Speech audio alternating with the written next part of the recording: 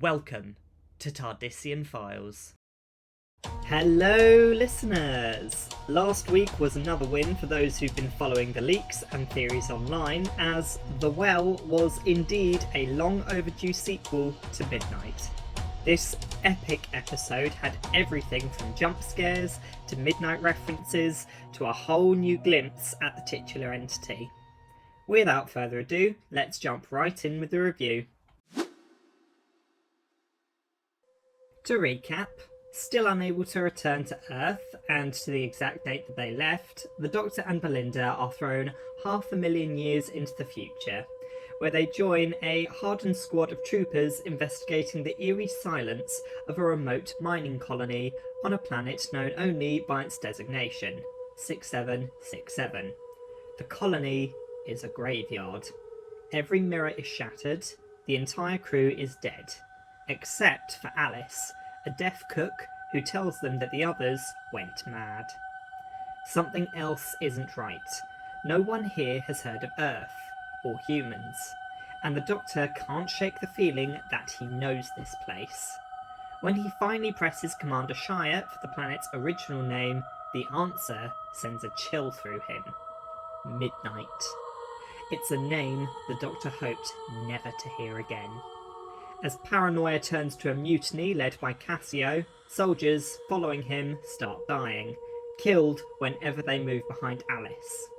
It becomes clear that an ancient invisible entity is back, using Alice as a shield, picking off anyone who gets too close.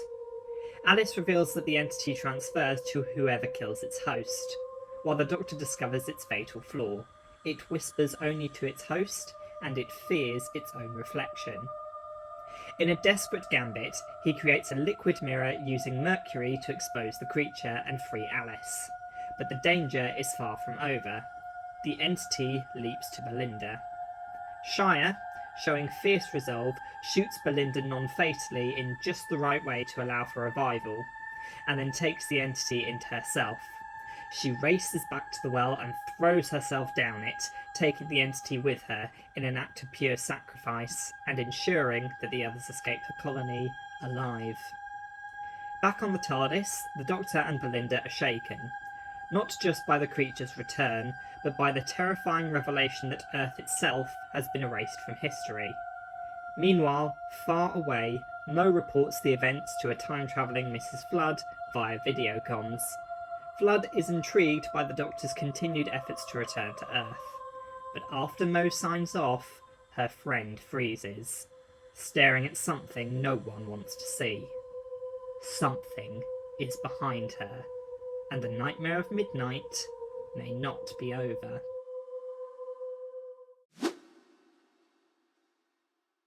This episode was a masterpiece. A beautiful homage to Midnight, and despite the Doctor getting some clarity as to what the entity was, we as the audience still don't know. And the open ending was just exquisite.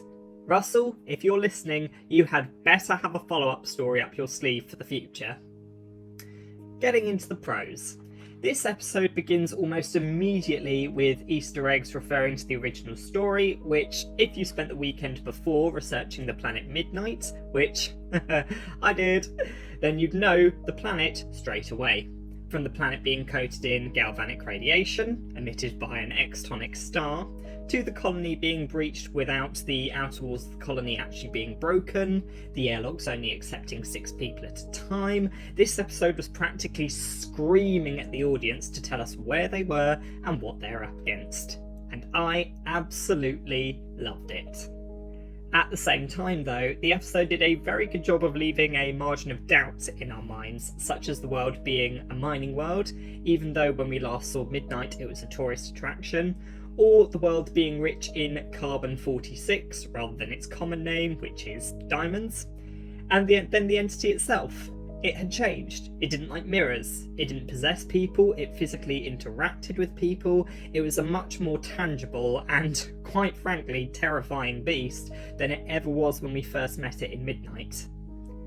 Additionally, the fact this episode takes place roughly 500,000 years into the future confirms one of my own theories when considering the possibility that this episode was in fact set on midnight, which was that the extonic sun had extinguished. Not to toot my own horn, but I was right. Again. Another real-life fact that made its way into the story is Shire's gambit to free Belinda by shooting her in the torso. That is actually a real-life thing as well. It's called a vascular corridor. A 2-inch space where a person can be shot in the chest, but the bullet will go through and through without hitting the heart, spine, or brainstem. Survivable only if you staunch the bleeding, so glad that they didn't put that bit into the writing, because that might have been a bit too gory, but definitely love the realism in this episode. Additionally, I love the fact that the Midnight entity appears to have evolved in some way. Not only do we find out that it likely lives and probably first evolved below the planet's surface, but we see that it's changed tactics, moving away from possession to using people as a living shield, and all the while driving them mad by whispering in their ear. And that brings us to Alice. I liked that she provided the audience with some very much needed representation for the deaf community. Not only did Alice's deafness prove to actually be a strength in this episode, because it meant that she was able to effectively trap the entity as it couldn't influence her, but also the fact that all the troopers by law knew how to sign and had built-in transcription technology into their suits to ensure that Alice was not left out was a very positive aspect of Alice's role in the episode, and I thought it was integrated into the story very well.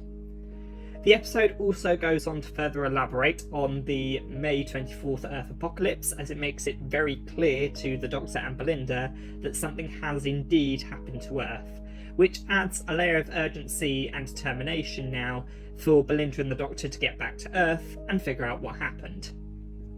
Also, Mrs. Blood. Okay, did anyone else think that she was really emulating the Rani at all in her space outfit? Because I have heard the theories and I definitely see it. Oh god, who is she? And then finally, there's the elephant in the room. We actually caught a glimpse of the entity. Even though a lot of the still images that appeared online were mostly just of a prop that was used to help the actors visualise what they were supposed to be seeing to make their reactions a bit more genuine, the actual offside glimpses that we got of this entity were just as creepy and as terrifying as Leslie Sharp's deadpan glare from the original Midnight episode. Moving on to the cons, there were only a few cons in this episode, though there were still a couple that I'm gonna make note of. The first being the Doctor's insistence on stopping to see the entity before they escape. Right, while I do get that curiosity can override fear momentarily, the Doctor was already well aware of the threat that the entity posed, and unfortunately, because he stopped, he is responsible for Shire's death and Belinda getting injured, because if they hadn't stopped, they might have all escaped before the entity could catch them. And by extension, it may not have gotten off the planet, if it did indeed get off the planet in the end of the episode. Additionally, Cassio, not saying anything against Christopher Chung, who is an amazing actor and played this role very, very well, but from the start, he was an uppity, trigger-happy trooper, and because of him, most of the troopers died, including himself. And that's another thing. The troopers and the colonists dying! Like, there were 13 people in total in the trooper squad, counting Belinda and the Doctor, and then 35 colonists, and the majority of them died, save for Alice. This brings the entity's kill count from up to 4 in the original story to an additional 42 people. That is dark, and Doctor Who has had some very dark moments, but that, yeah, really does take the cake. One thing I'd like to raise is the timeline aspect of this story. So, in the original story, Midnight was colonised by humans, but in this episode, taking place in a timeline where humanity was seemingly wiped out in 2025.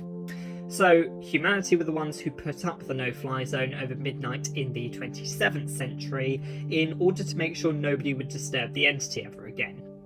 However, if in the current timeline that the Doctor and Belinda seem to be stuck in, humanity doesn't exist, they didn't colonise Midnight, that means the warning that they put out to prevent other species, such as the Lombardians, from colonising the planet also wouldn't have been issued. This is less of a pro and a con and more of an open question, so I'll put it to the audience. Would the events of this episode happen in the main timeline, which the Doctor will hopefully restore, where humanity does initially colonise Midnight? Or is the only reason this episode can exist currently is because it exists in an alternate timeline where no one knew of the dangers lurking on the planet in the first place, hence why the mining colony was set up? Let us know in the comments. And that brings us to the end of this review. Overall, this episode was beautifully executed and ticked just about every box that I could have ever hoped for a return of the Midnight Entity and a sequel to Midnight. What did you guys think of the episode? Let us know in the comments of your favourite streaming app or in the comments section for our social media posts for this episode on Instagram and TikTok at Tardisian Files Podcasts.